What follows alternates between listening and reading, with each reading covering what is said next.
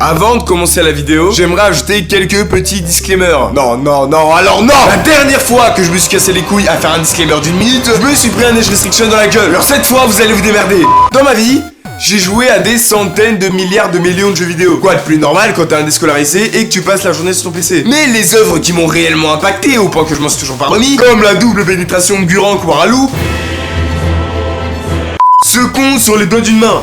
Ou deux à la rigueur. Parmi eux se trouvent The Coffin of Anzanglelei, Higurashi no Nakukoroni, Sayano Uta, Futa Maid Cafe, Insexual Awakening, Dark Souls, Anal Sex with Bardella Simulator, et un jeu qui m'a fait sortir à la fois comme un énorme otaku fanboy asocial, un manager d'exception, un toxico des années sida, un amant.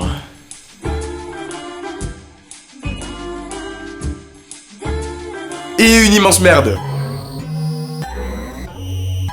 Ce jeu dans lequel tu pourras jamais te sentir heureux à 100%, peu importe l'humeur actuelle du personnage, quand tu connais ses antécédents après 3 resets, tellement ça tâche choc barre de baiser. Bon là j'en parle avec légèreté, mais rassurez-vous, ça sera pas le cas de toute la vidéo parce qu'on va traiter de sujets assez trigger, ce qui ne donnera pas forcément envie de se taper une maxi barre. Et un gros merci à Hachi qui m'a énormément aidé sur l'écriture de la vidéo. Je prends un ton un peu de youtubeur friendly family, voilà, un gros bisou grippeux vu que je m'en partage tout. Bref, laissez-moi parler de ce jeu incroyable qu'est Needy Streamer Overload. Et pour le coup, comparé au Copitaine Mussu sur de l'énorme bite enrichi par une commu de pré-ado qui sent plus pisseux de The Great Review, c'est pas du putaclic. Le jeu est vraiment incroyable. Croyez-moi, allez, quoi, non mais pitié, no fake, le jeu est bien, restez.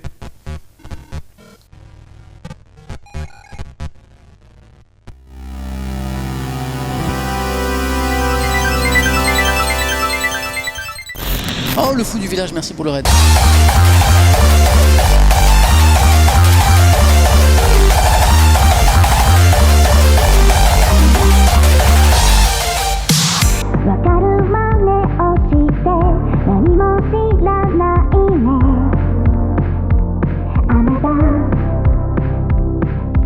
Du coup, avant d'entrer dans le vif du sujet, je vais vous exposer la structure de cette vidéo. On va déjà parler du développement du jeu, de manière plutôt rapide, juste de quoi poser les bases. Ensuite, je vais vous narrer, accompagné de ma voix des plus suaves, l'histoire du jeu de manière globale, le synopsis en gros. Puis, je vais vous exposer plusieurs fins que je trouve impactantes, parce que il y en a quand même 27, bordel de merde. Et en conclusion, j'irai tel Bill Ten chez Aldenford, vous décortiquer Ame-chan, qui est juste la protagoniste principale du jeu. Bref, commençons sans plus tarder. Alors, Needy Streamer Overload, ou Surcharge de Streamer nécessiteux, ou encore Mastu Simulator, on appelle ça la déprime. oh, je rigole tant que je pleure, hein, est un VN, donc Visual Novel, pour pas changer, catégorisé en tant que Denpa. Alors, c'est quoi un Denpa? Les Denpa-san ou Denpa-kei sont des gens qui se sentent pas tout à fait à leur place dans le monde réel, qui sentent déconnectés. Alors, ça fait très phrase de daron qui dit sur Facebook que les écrans ça rend violent, et pourtant c'est totalement accurate. Les Denpa ressentent vraiment un malaise dans ce qu'on appelle la vie réelle, et ça s'explique par des symptômes récurrents. Par exemple, un sentiment de paranoïa, ou plus en général, des croyances qui tombent à la limite du fanatisme, comme un besoin d'avoir un fantasme irréel qui leur permettrait de mieux supporter la morosité de la vraie vie. Et c'est pour ça que dans la culture japonaise, les Denpa-san sont souvent liés aux NEET. Les NEET qui sont les gens qui passent leur journée cloîtrés dans leur chambre à jouer aux jeux vidéo et à traîner sur internet. Des gens comme moi en gros. Et également un point and click et un jeu de gestion. Bon, on va rien dire parce que c'est plus ou moins ça. Mais qu'aller NSE dans les jeux de gestion, ça le placerait au même niveau que les Sims, qui lui, pour le coup, est un vrai jeu de gestion. De toute façon, je n'ai un peu rien à foutre. Qui a été développé courant 2022 par un seul et unique développeur. Décidément, sur cette chaîne, on a l'habitude. Bref, ce développeur qui a pris le pseudonyme de Xemono, et pas Kemono, bande de gros dégueulasses, qui bon, est plus ou moins le monsieur tout le monde actuel. C'est pas un big génie ou un gars qui a vécu une dinguerie dans sa vie. En gros, on n'entendra jamais parler de Needy Streamer Overload sur la chaîne de combo The Great Review. Non mais il y a juste à regarder un minimum son compte Twitter pour en avoir le cœur net. C'est un bon gros geek qui aime la pop culture, les animés, les jeux vidéo, les mèmes, les tailles. Bref, un gars qui pourrait être mon pote s'il cochait la case d'être hacké sexuel. Bon, dans ce jeu, on joue le rôle entre guillemets, les joueurs avisés comprendront, de Pei-chan, qui est à la fois le mec, ou la meuf, ça dépend du joueur, et le manager de la chaîne YouTwitch d'Ame-chan. Et au cas où, YouTwitch, c'est la plateforme sur laquelle Ame va streamer. Du coup, ouais, c'est un jeu de gestion dans lequel il va falloir faire un max de thunes en streamant, tout en faisant plus ou moins évoluer notre relation avec Ame-chan. En bref, on va jouer un RP étudiant au Crous, vendu au même prix qu'un menu best-of au McDo. Coïncidence? Je ne crois pas, sachant qu'on est sous le joug d'un propriétaire plutôt casse-couille. Je dois recevoir mon salaire dans la semaine. Vous avez un mois de retard. Un retard. Qui va venir nous mettre un sale coup de pression dès le deuxième jour, attention. Ah, ma sublime petite amie et moi. Oh, je joue un rôle là.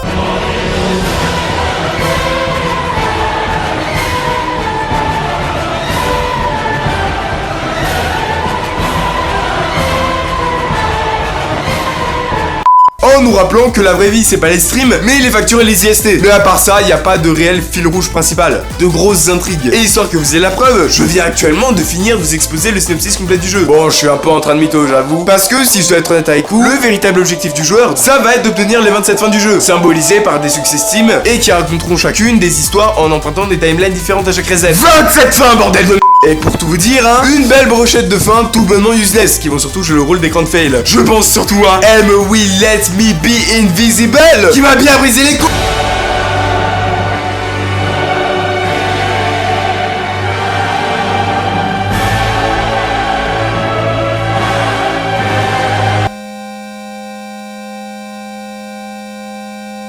Mais ça, on m'a expliqué que c'était évitable de façon hyper facile, puisqu'il faut juste éviter de la ghost, donc répondre à ses messages, et donc du coup, tout simplement ne pas être un fils de pute avec sa petite copine. Mais étant donné que je suis un enculé de misogyne, j'ai compris ça relativement tard. D'ailleurs, en parlant de fin, je vous propose dès maintenant d'entrer dans l'art, le vif du sujet, le plat de résistance, la pine après les prélis. Ferme-la, puceau de merde, car toi tu m'as tout l'air d'un bon puceau de merde. La véritable intrigue du jeu qui va venir régaler les théoriciens nés sur Reddit qui vont se taper leur meilleur kiff à me contredire en commentaire. N'hésitez pas à le faire d'ailleurs, hein. Au moins si je dis de la merde, je saurais, ce serait sympa, mais m'insultez pas quoi. Derrière cet avatar, y a des émotions.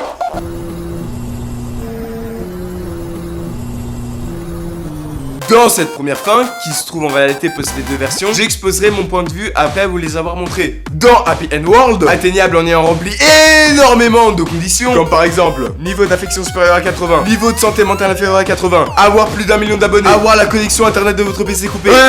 On va se calmer là. Dans Happy End World, Kangel, qui est le pseudo de streamer d'Amé, annonce sur le Twitter du jeu qu'elle quitte internet afin de devenir un, je cite, véritable ange. Et étant donné qu'elle a dans cette fin énormément d'influence, vous vous doutez bien que ça va faire son petit effet. Jusqu'au point où quasiment tous les utilisateurs de Twitter quittent la plateforme, histoire de faire comme leur idole. Ce qui va laisser le géant d'internet quasi totalement déserté. Simple théorie, je me dis que les utilisateurs restants, ça doit être les raslards avec les PP de personnalité historique ou les statuts grecs de con. Un certain laps de temps, non dévoilé par le jeu et sous-entendu via une simple transition, passe alors jusqu'à ce que Kangel tente un comeback avec ce tweet.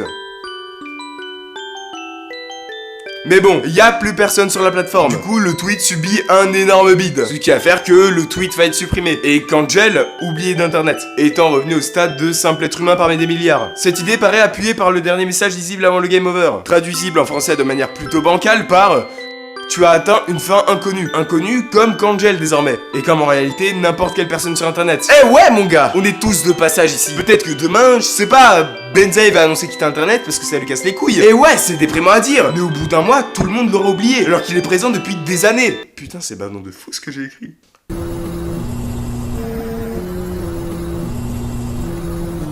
Dans cette fin, Kangel a encore atteint le million d'abonnés. Sauf qu'au lieu d'annoncer quitter internet, elle va lancer un live surprise appelé « J'ai acheté une nouvelle maison. Je barre de baiser, me direz-vous » Et dans ce live, elle va remercier ses fans, faire un peu le point sur sa carrière, etc. Bref, un live d'Amine à plus grande échelle. Après ça, on va recevoir un message d'Ame-chan sur Line... Jine, pardon, dans lequel elle va se montrer particulièrement heureuse, en nous couvrant d'éloges, en nous remerciant et en montrant beaucoup de motivation quant à la suite de sa carrière. On peut s'en faire une idée sur Twitter, en leur voyant exposer ses futurs projets mal traduits. J'ai un nouveau chiot, présentation de sacs de luxe à la mode, j'achète tous les jouets que j'ai toujours voulu. En gros, elle devient une des nombreuses copies de cet enfoiré de fils de pute de MrBeast, en exposant sa fortune qu'elle a gagnée grâce à ses fans. Ça aurait pu s'arrêter là, sur une, entre guillemets, happy end, tout à fait ordinaire. Mais, parce que oui, il y a un mais, on reçoit une notification qu'on peut pas lire en entier, bordel de merde. D'une, bon je vais pas dire le pseudo parce que je vais l'écorcher. Alors pour les 2-3 débiles au fond de la casse, ce compte Twitter est le compte perso d'Ame-chan. En cliquant dessus, on a accès à ses followers, qui sont au nombre de 3. En tout cas, c'est ce qui s'est passé dans ma partie. Après, je sais pas si c'est toujours comme ça, mais honnêtement, un seul d'entre eux va attirer notre attention, parce que c'est le seul des 3 à avoir une PP, qui est la même que celle du Twitter d'Ame-chan, mais qui guette dans l'autre sens. Ce compte qui a comme pseudo abyss@fmpf1kvp6, qu'on peut facilement décrypter. Par exemple, Abyss est en rapport avec le manga éponyme, dans lequel on suit un groupe de gosses vivre des horreurs de manière crescendo, en proportion à la profondeur dans laquelle ils descendent dans l'abysse. Ce qui peut symboliser la chute d'Ame-chan dans une possible folie. Ensuite, on a un P majuscule, qui ne sera pas sans vous rappeler P-chan, qui est le personnage qu'on contrôle. Après, on a encore KV, qui est un char soviétique très lourd, ce qui pourrait symboliser le poids de la vie d'Ame, à quel point le fardeau de célébrité est dur à supporter. Et en fait, j'ai menti depuis le début. J'ai essayé d'être mignon. On clique sur ce compte sur lequel on peut lire des tweets. Bon. Au moins on sait que c'est Amé. Et on apprend également qu'elle était pas si heureuse avec nous. Et que visiblement, notre vie en couple était ennuyeuse. Coup dur pour le joueur français, mais bon, comme tout mec toxique qui se respecte, je vais essayer de follow son compte. Mais elle va aussitôt me bloquer, littéralement 3 secondes après la demande. Speedrun, célibat en 1% World Records.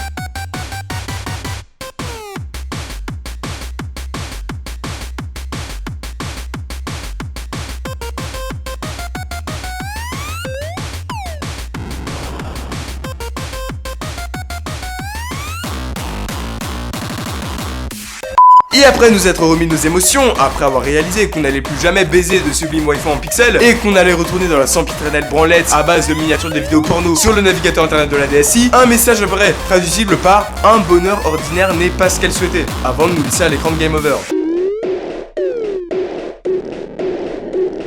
Dans cette fin, qui commence réellement à partir du jour 25, Kangel va traverser une période pas ouf, dans laquelle internet va la détester, et on pourra en avoir la preuve grâce à la mécanique d'ego surfing présente dans le jeu. Tout commence avec des messages d'Ame-chan, où elle nous confie se sentir pas hyper bien en vrai. C'était pas la forme. Elle nous affirme que c'est sûrement à cause de la surcharge de taf qu'elle s'est récemment donnée. Et pour aller mieux, rien de tel qu'un peu d'ego surfing, alors que tout le monde te déteste. Mauvaise idée. On entre à partir de là dans un gameplay beaucoup moins libre, plus lié à la narration, dans lequel Ame va poster sur son compte Kangel qu'elle a soi-disant vécu un truc pas ouf qu'il a mis à plat, mais dans un ton un peu dans le déni, pensant qu'elle est encore appréciée des internautes. Et du coup, vous vous en doutez, mais ce tweet va être inondé de trolls et de trash talkers, ce qui va pas arranger la situation, avant de lancer un stream complètement rapta, qui sera intitulé Sorry for making you all worry. dans lequel elle va totalement vriller en lisant le chat, qui de son côté adopte la position de gros tas de fils de pute. Et bon...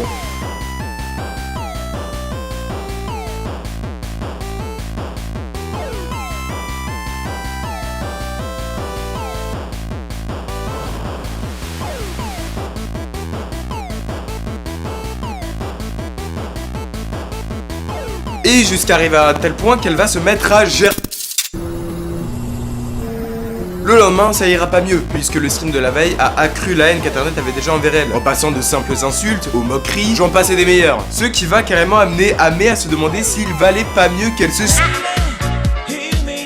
Mais bon, elle va décider de tank, et de lancer un nouveau stream sous Rapta où...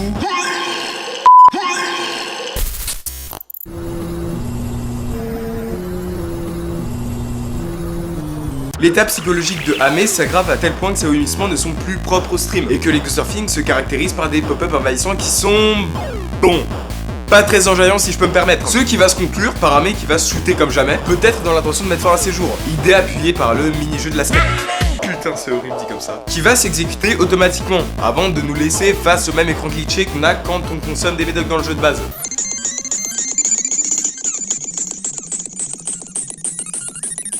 Mais cette séquence va être brutalement coupée par un nouveau stream, sobrement intitulé Die ou Meurs. stream dans lequel, bon, Kangel va se lancer dans RP Low Tier God avant de totalement sombrer, disons-le, et de directement passer au lendemain.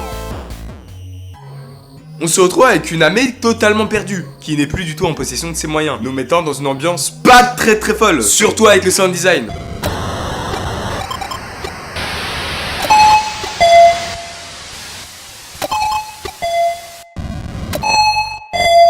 Bref, la situation empire jusqu'à ce qu'on soit mis face à une fenêtre composée d'un symbole chelou que j'ai pas réussi à traduire. Et de deux choix, cancel et OK. Si on clique sur OK, on va se retrouver face à une situation assez chelou dans laquelle l'écran va basculer.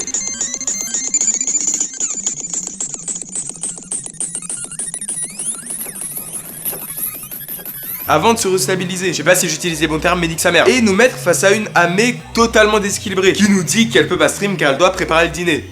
Chacun ses priorités, écoute. Elle divague de plus en plus de manière proportionnelle au sound design, composé d'un grésillement qui viendra prendre de plus en plus de place au fur et à mesure que Ame va dire des conneries. Bref, encore une fois, je vous laisse avec le gameplay pour que vous voyez de vos propres yeux.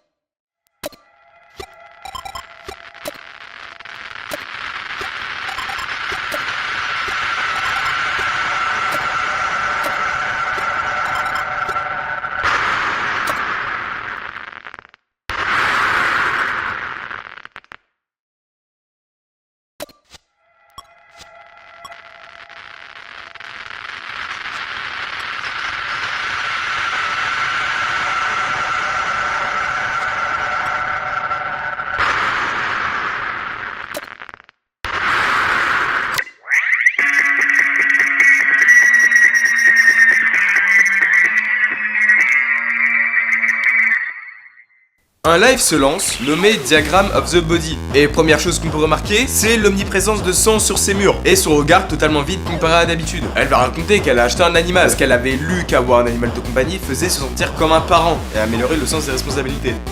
Mais qu'il est mort. Trop la loose. Juste après, le joueur est mis face à un écran, composé d'un texte apparaissant progressivement. Je vais pas prendre la peine de le traduire parce que j'ai pas trop envie de me faire encore strike.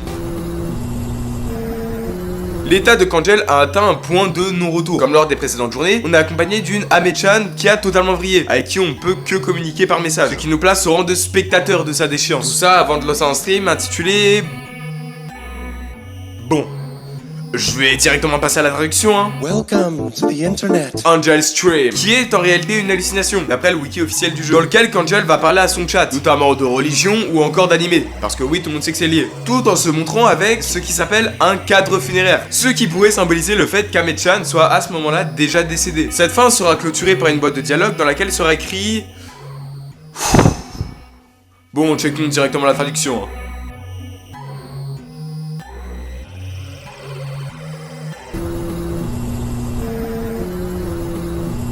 Cette fin est atteignable en cochant certaines conditions. Faut dépasser le million d'abonnés, mais faut pas être mis deux fois face à l'event du stress. Puis, avant de lancer le stream intitulé Internet Angel 5, qui est le stream symbolique du million, il faut impérativement que la stat de stress soit supérieure à 100. Bref, le jour suivant le passage au million d'abonnés, si toutes les conditions sont remplies, on va recevoir un message d'Ame-chan, qui, bon...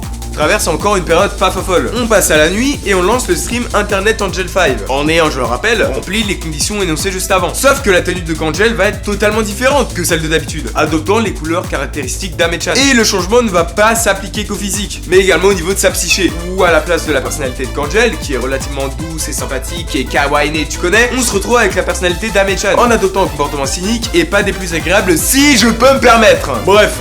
Dans ce stream, Ame va copieusement trash talk ses fans en parlant de l'état actuel d'internet qui, honnêtement, quand je vois les fans de Classroom of the Elite, les racistes sur Twitter et les gens qui font du dev perso, m'inspirent pas confiance à moi non plus. Bref, le lendemain, Ame relance un stream dans lequel elle va encore trash talk ses abonnés. Le stream et l'état d'Ame va empirer au fur et à mesure que le temps passera, jusqu'à arriver au point de non-retour où Ame commet une nouvelle fois l'irréparable.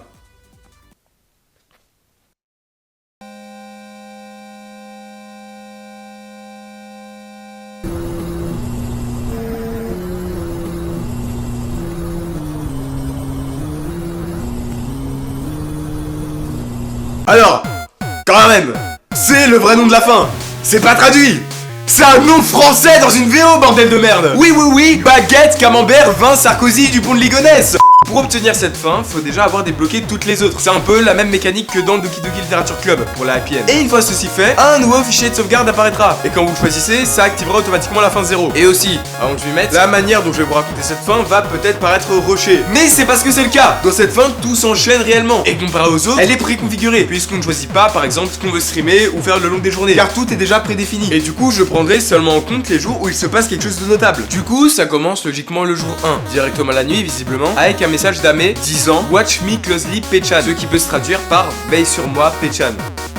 Pechan c'est nous au cas où je le rappelle hein. On passe ensuite directement au deuxième jour qui va se passer sans encombre où Ame va stream normalement avant de passer directement au troisième jour. On recevra un message d'Ame nous disant que pour une fois elle voudrait faire quelque chose d'elle-même, en l'occurrence sa carrière de streamer. Et retenez bien cette phrase, vraiment, ça va être utile pour la suite. La soirée se passe sans souci et on passe au jour 6, sans calculer la 4ème et 5ème journée où Ame va nous déclarer qu'elle a vraiment envie de se mettre dans la tête d'un streamer, de prendre les choses au sérieux. Jour 9, Ame nous informe simplement qu'elle est contente de ses stats actuelles. La journée passe et on skip jusqu'au 12ème jour où elle nous fait part des inquiétudes qu'elle avait au début de sa carrière mais que finalement ça va mieux. Et rien d'autre de notable aujourd'hui. On passe donc au 14ème jour dans lequel Ame nous envoie un message assez bizarre où elle déclare qu'il y a énormément de façons dont ça aurait pu se passer et que celle-ci était la meilleure. Alors, je vous le dis direct, ce message est clairement un sous-entendu où elle parle des différentes runs et fins possibles, confirmant à nous, en tant que joueurs, que cette fin est la réelle happy end. Ok, mais si on est un minimum attentif et un minimum observateur, il y a une chose qu'on va remarquer très rapidement dans cette fin, quelque chose de différent par rapport aux autres runs, c'est que Pechan, donc le joueur, ne sert absolument à rien. Dans les runs habituels, le fil conducteur, c'est nous. C'est nous qui choisissons les activités à faire. C'est nous qui choisissons les thèmes à aborder en stream. Nous sur qui se repose et est donc dépendante Ame-chan. Alors que là, bah, on sert littéralement à rien. Phénomène expliqué lors de la 20e et la 30e journée. Alors déjà, le jour 20, elle nous annonce qu'elle a tout réglé d'elle-même et qu'elle n'avait pas besoin de nous finalement. Ce qui expliquerait le fait que, comparé aux autres runs, elle nous parle très peu. Et le 30e jour, avant la fin du jeu, elle nous remercie. Pourquoi? J'en sais foutrement rien puisque j'ai rien branlé. Mais le plus important, c'est ce qui suit. Elle nous déclare qu'elle va construire son avenir de ses propres mains. Et ça avant de nous dire au revoir et de quitter l'écran. Sauf qu'au lieu d'avoir le blue screen,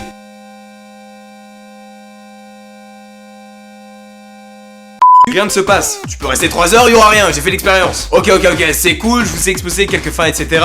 Mais qu'en est-il d'Ame-chan, le personnage dont je fais que tout parler depuis le début de la vidéo? Alors que bon, actuellement on connaît rien d'elle. Enfin, si vous avez cliqué sur la vidéo, c'est qu'il y a des chances pour que vous sachiez. Mais pitié, je vous en supplie, je veux le jeu quoi.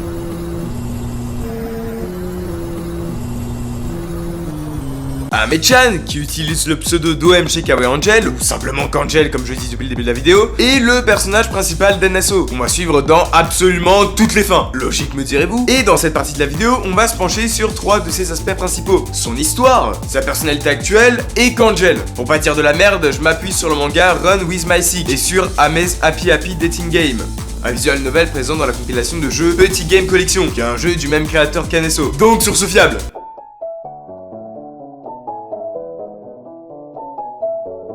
Ame a eu une enfance franchement pas terrible, étant né d'une famille de pauvres, avec des parents violents qui passaient leur temps à s'engueuler, jusqu'à ce qu'ils divorcent enfin. Mais c'est une bonne nouvelle, me direz-vous. Maintenant que la relation toxique de ses parents n'est plus, ça ira forcément mieux. Eh bah non mon con, puisque c'est tellement la misère que sa daronne, la grosse pute, a été à 2 doigts de la forcer à se prostituer, histoire de ramener des pépettes à la maison. Sachant qu'en parallèle, niveau scolaire non plus, c'était pas fou, parce qu'elle se faisait salement harceler. Pour quel motif, me direz-vous? Elle était pas sympa avec ses camarades, elle volait les mecs des autres, et bah si j'en crois le wiki, c'était par pure jalousie. Elle était mieux foutue que les autres, ce qui fait qu'elle a complètement délaissé les cours. D'ailleurs, fun fact, enfin, fun est un mot pas hyper approprié, mais dans la version japonaise de Needy Streamer Overload, Ame nous confie qu'elle est une shozotsu, traduit de manière encore bancale sur Google Traduction par diplômée du premier cycle du secondaire, donc le collège, surnom attribué aux gens qui ont lâché le lycée. Donc, vous connaissez sûrement le schéma cliché, mais situation familiale de merde plus situation scolaire catastrophique égale fugue, car Ame décide enfin de s'enfuir définitivement de chez elle, histoire de rejoindre le seul groupe de potes qu'il avait socialement accepté. Et c'est également là qu'elle va rencontrer, entre guillemets encore une fois, Pei-chan, avec qui elle va déménager. Et cette enfance totalement dénuée d'affection va contribuer à développer certains, entre guillemets, troubles psychologiques, notamment ce qui est appelé dans le langage courant des troubles de la personnalité borderline, ou encore TPB pour les giganerds. Et c'est dans cette séquence que je vais me transformer en docteur Lecter,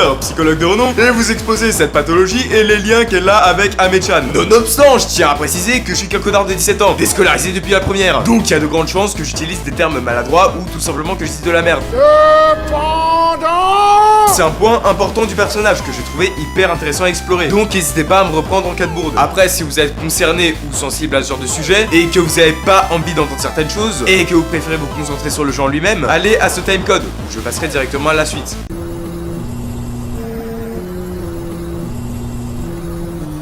Alors, c'est un trouble mental qui se situe dans la catégorie assez conséquente des troubles de la personnalité.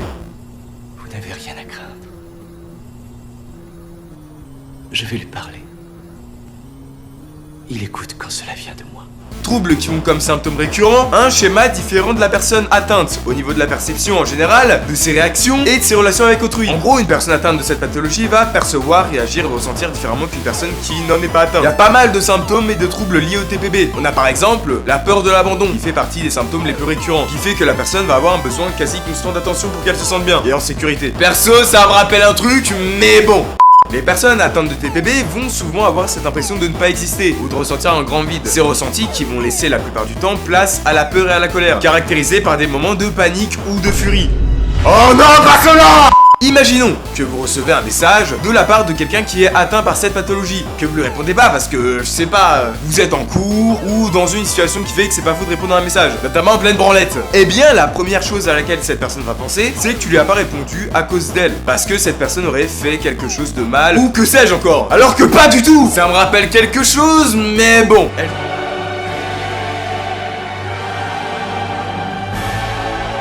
Elles ont aussi un point de vue différent quant aux relations avec les autres, notamment un point que je vais explorer, amoureuse. Elles ressentent de l'affection ou de l'amour, là y a pas de souci, mais malgré cette envie d'entamer des relations avec des personnes de confiance, souvent leurs attentes auprès de leur partenaire sont assez hautes. Et assez est un euphémisme. Ça me rappelle quelque chose! On a compris! On peut aussi observer une inconstance quant à leur perception des autres, ce qui est comparable encore une fois avec Angel, qui peut passer d'une relation positive avec ses fans à une haine envers eux, comme dans les fins Dark Angel ou Internet Overdose. Et dernier point à aborder au niveau des symptômes, c'est les conséquences si on n'a pas le comportement adéquat que j'ai cité avant, c'est-à-dire donner à ces personnes l'attention dont elles ont besoin. Encore une fois, cette séquence à prendre avec des pincettes, je suis pas psychologue, hein. Ça peut découler à un comportement relativement impulsif. Et quand je dis impulsif, je pense notamment au développement de diverses dépendances, dont la baise, les drogues, ou simplement les médocs, ou les achats. Mais y a pas que ça. Ces personnes sont très souvent mis face à des comportements où ça donne fréquemment dans ces situations à l'auto, comme Ame-chan lors de divers événements du jeu. Et comme je vous l'ai dit, ces actions découlent d'un sentiment de rejet ou d'abandon, ou encore de déception face à une personne proche, ce qui est très souvent le cas encore une fois dans le jeu. Il y a encore beaucoup de points intéressants à souligner, mais le souci c'est que je m'écarterai beaucoup trop du sujet principal. Mais peut-être que si vous en avez un minimum quelque chose à foutre, vous vous demanderez pourquoi ou comment ce trouble se déclenche. Et bah, d'après ce que j'ai compris, les facteurs déclencheurs peuvent être génétiques, donc de naissance. Il y a une mauvaise réaction au stress ou à certaines autres émotions. Mais ça peut aussi être lié à des facteurs environnementaux. Et c'est ce point qui nous intéresse pour cette vidéo, parce que ça veut dire que ce trouble peut se développer à cause du vécu, notamment si la personne a dans sa vie vécu des violences physiques ou divers autres abus, si elles ont été séparées de personnes proches, et j'en passe, ce qui concorde parfaitement avec la backstory d'Ame. Backstory qui va fortement contribuer à cette obsession, liée à la quête d'affection dans laquelle s'est engagé Ame. Besoin urgent d'affection expliqué par cet objectif du million d'abonnés en un mois.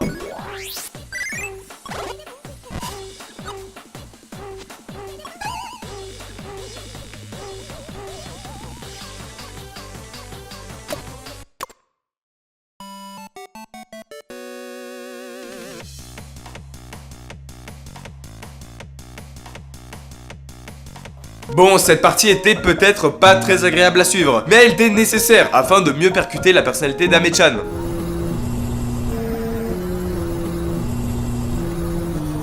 Dans cette partie, on va parler de la personnalité d'Ame, mais de manière plus générale et accurate au jeu, en abordant par exemple les mécaniques liées à la séquence précédente. Bref, Ame-chan, c'est une meuf avec très peu de confiance en elle, ce qui peut s'expliquer dans son enfance exposée il y a littéralement 2 minutes. Comme les mécaniques de jeu nous le montrent très bien, elle souffre de dépendance affective. C'est pour ça qu'il faut pas trop élever cette stat, la stat d'affection, comme l'a prouvé la fin Do You Love Me, ni la laisser trop basse. Facette d'Ame-chan très bien exposée dans la fin Nymphomania, dans laquelle si on s'adonne au loisir sexe, qui est l'activité qui augmente le plus l'affection, et que j'ai accessoirement spammé pour soulager ma frustration, précisément 5 fois, Ame va devenir complètement accro, ce qui fait que l'écran de loisir va changer, en ne proposant que de baiser.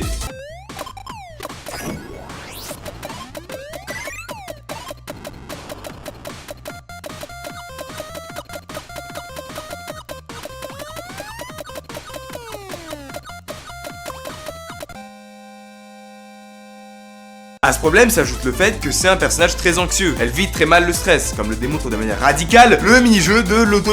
qui se débloque vraiment n'importe quand dans le jeu, lorsque la stat de stress est trop élevée. Autre mécanique du jeu qui peut nous apporter un indice sur sa personnalité, c'est que lorsque la stat de santé mentale est trop élevée, des drogues de plus en plus dures font leur apparition dans l'onglet Médoc, passant de la simple pastille pour la toux à carrément du LSD. Mécanique qui pourrait justifier ce besoin de bien-être ou d'affection constante d'Ame-chan. Après bon, peut-être que je dis de la merde parce que j'ai une bite en psychologie, on sait pas hein. Quoi qu'il en soit, dans ce désir d'amour, elle va se lancer dans le stream, domaine dans lequel elle espère recevoir un max d'affection de la part de ses fans. Mais dans un souci de confiance en sa personne, elle va décider de se créer une personnalité à part d'elle-même, qui adoptera un comportement totalement contraire à son naturel. Et ce nouveau protagoniste n'est autre que Kangel.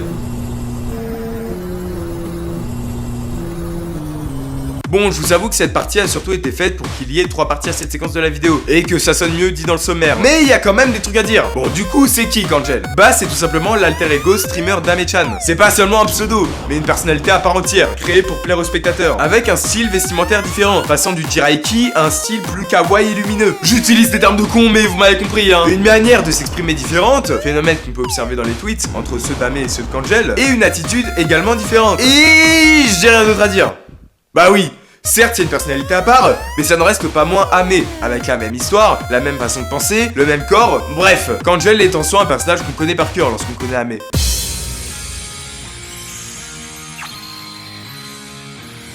Didi Streamer Overload, c'est un jeu qui m'a fracassé. Comme Doki Doki, je m'attendais pas à me prendre une claque comme ça. C'est le genre de jeu où t'es capable de rester 8 heures d'affilée à chercher comment obtenir telle fin et à comprendre pourquoi tu l'as obtenu. En bref, jouez à Didi Streamer Overload. Je vous ai spoilé quelques fins, mais il y en a vraiment beaucoup d'autres. Sachant que j'ai délibérément omis d'expliquer certaines mécaniques ou dialogues pour ceux qui voudraient quand même découvrir le jeu. Sur ce, c'est la fin de cette vidéo. J'avais prévu d'aller me taper une coupe et vu les sujets que j'ai abordés, je vais plutôt privilégier Musdash. Sur ce, la mise l'équipe.